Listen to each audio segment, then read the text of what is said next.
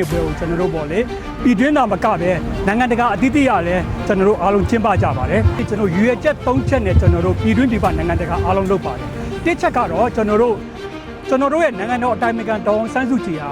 ဥပဒေမဲ့မတရားဖမ်းဆီးထိန်းသိမ်းထားခြင်းခံနေရခြင်းဖြစ်တယ်ဒါကြောင့်ဒေါ်အောင်ဆန်းစုကြည်နဲ့မတရားဖမ်းဆီးထိန်းသိမ်းထားသူများအားလုံးချွင်းချက်မရှိအများဆုံးပြုတ်ပေးဖို့နံပါတ်1ရည်ရွယ်ချက်နဲ့ကျွန်တော်လှုံ့ဆော်ပါတယ်နံပါတ်2ရည်ရွယ်ချက်ကတော့ကျွန်တော်တို့အခုဒီစစ်ကြမ်းဖက်အုပ်စုကသူ့ပါသူ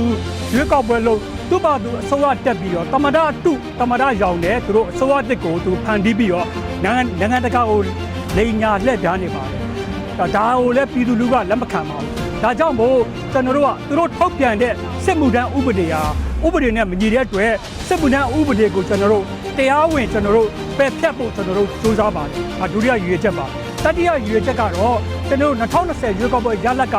တော့ပြည်သူလူထုရဲ့အသေးအကမဲတပြားနဲ့တော့အားလုံးဖက်ထားတဲ့ကျွန်တော်တို့အစိုးရတစ်ဆိုတာရှိပါတယ်အဲ့အစိုးရတစ်ကတော့ပြည်သူလူထုရဲ့ဆန္ဒနဲ့သဘောထားကိုက်ညီတဲ့ကျွန်တော်တို့ရဲ့နိုင်ငံတော်သမ္မတဦးဝင်းမြင့်နဲ့နိုင်ငံတော်အတိုင်ပင်ခံဒေါ်အောင်ဆန်းစုကြည်ဟာကျွန်တော်တို့ရဲ့တရားဝင်အစိုးရရဲ့ခေါင်းဆောင်တွေဖြစ်ကြောင်းတတိယရည်ရွယ်ချက်နဲ့ကျွန်တော်နှင်းစီလှုပ်ရှားမှုဆိုတဲ့ campaign နဲ့ကျွန်တော်တို့နိုင်ငံတကာရောပြည်တွင်းပြည်ပအားလုံးလှုပ်ဆောင်ရဖြစ်ပါတယ်အဲ့ဒီလိုလှုပ်ဆောင်တဲ့အခါမှာဘယ်လောက်ထိကျွန်တော်တို့ထိရောက်မှုရှိတယ်လဲဆိုရင်ထိရောက်မှုကအကုန်လုံးရှိပါတယ်ရှိတဲ့အတွက်ပဲသူတို့တွေပေါ့အခုအထူးရောက်သမ္မတနဲ့အထူးရောက်ဆိုရဖွဲ့တွေကဒီကိစ္စမှာသူတို့ခေါင်းစားနေတဲ့ဥစ္စာတွေရှိတယ်နိုင်ငံတကာအစိုးရနဲ့နိုင်ငံတကာအတိုင်းဝမ်ရောဒါအပြင်ကုလသမဂ္ဂအတိုင်းဝမ်တွေရပေါ့ထပ်ခတ်တကမေးတဲ့မေးခွန်းကဒေါ်အောင်ဆန်းစုကြည်ပေါ့တက်ရှိထင်ရှားရှိသလားတော့ဒေါ်အောင်ဆန်းစုကြည်ကိုတက်တည်ပြပြီးပါတက်ရှိထင်ရှားရှိကြောင်းတက်တည်ပြရင်းနဲ့ဒေါ်အောင်ဆန်းစုကြည်အပါဝင်နိုင်ငံရေးကျင်းသားတွေချွင်းချက်မရှိလွတ်ပေးပါလို့တောင်းဆိုနေတာကျွန်တော်တို့ရဲ့ proof of life campaign ကထိရောက်မှုရှိတယ်လို့ကျွန်တော်ပြောချင်ပါတယ်သူတို့ကတော့လေဒါအားလုံးသိကြတဲ့အတိုင်းပဲသူတို့ကတော့အတူရောင်တွေနဲ့လိန်ညာမှုတွေနဲ့နိုင်ငံတကာကိုလှည့်စားနေတယ်သူတို့